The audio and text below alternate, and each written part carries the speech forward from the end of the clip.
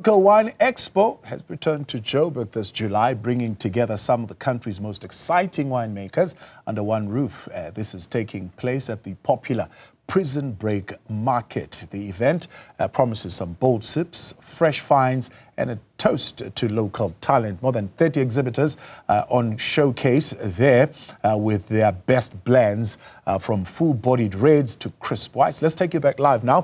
Katleho Sekhotho is live there for us. Katleho, of course, how's the evening now progressing?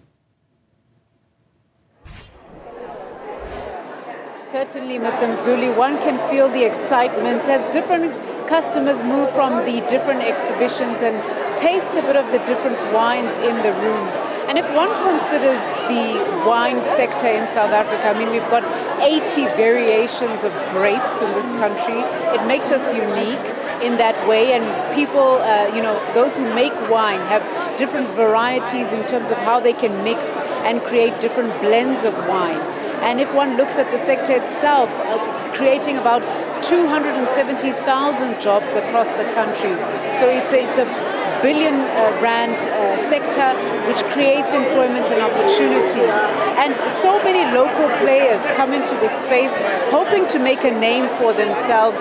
And one can see through the different exhibitions the kinds of options that are on offer, your white wines, your red wines, sparkling, different tastes for people who have different, taste palettes, and they can try the different wines. And so now we're going to speak to Ayana Wines, Thabo from Ayana Wines, to give us more from your side. Thabo, you're a new player in the game since 2020, which is relatively young for a winemaker.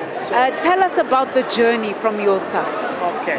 Now, I must say, we have looked at the African markets and decided that it's a market that we want to be involved in.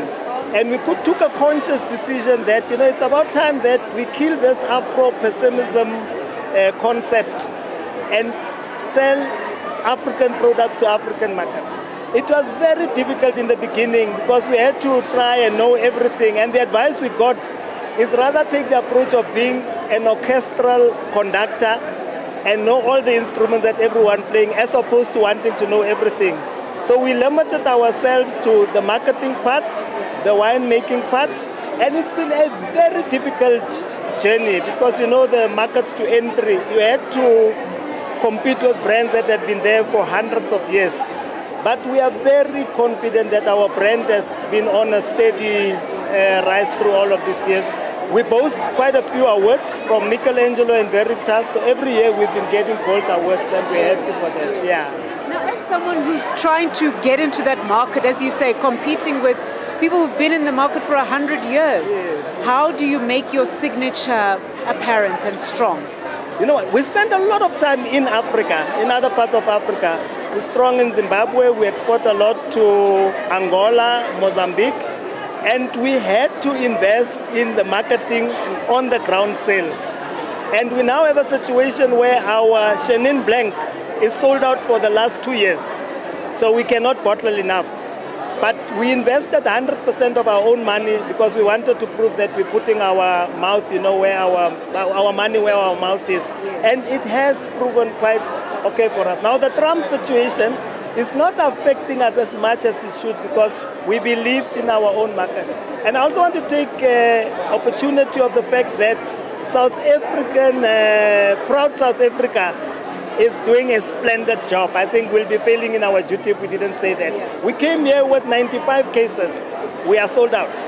And it was the same in the last year. So people don't just come to taste. They taste, they leave, and they come back to buy. And I think that's a good story to tell.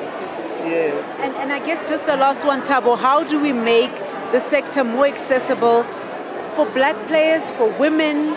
How do we make it more accessible so that they can thrive in the sector? Look, I think firstly, from a land reform point of view, I believe that there is enough land in the country to allow women and youth into the sector also. But I don't think government is doing enough in publicizing all of these things that are available. I'm sorry, I will sound a little bit controversial. You remember there were stories in the Free State of Fred Derry where money was made available. There's a lot of money. I know for a fact that the Department of Agriculture issues a lot of grants, but they must just be consistent in communicating the right message. And there's a lot of training institutions that offer training to women and youth. So we'd like to encourage them to also just take the initiative. Yeah. Thank you so much, Thabo. We'll leave it there. We'll leave it there. So, Mr. Mdluli, you've heard it there from Thabo of Ayana Wines. And as you can see, people taking a taste of the various wines.